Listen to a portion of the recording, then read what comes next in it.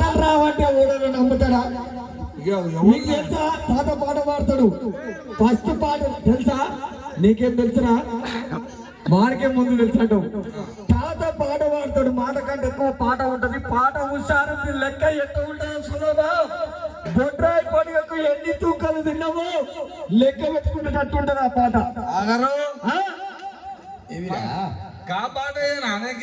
ఏమన్నా అన్నట్టు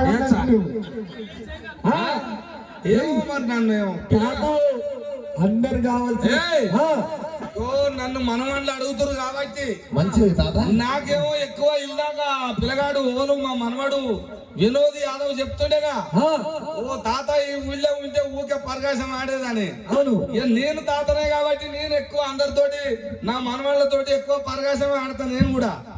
మరి ఇక పరకాశం ఆడుతున్నా కాబట్టి మరి ఆ పాట కావాలా మీకు? కావాలి.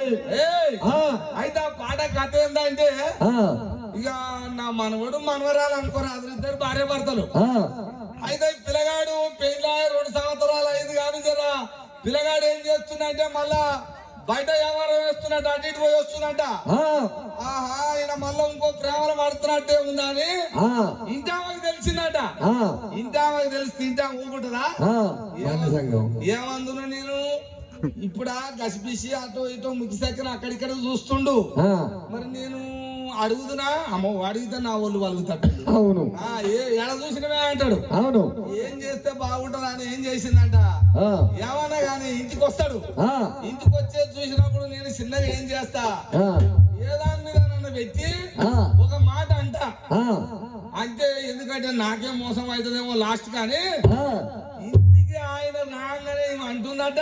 ఏమంటుంది? చిలుకాలు సెలరేగి దూరాల చెక్కంగా మొగరానెక్కేమన్న మోసమా రాజా.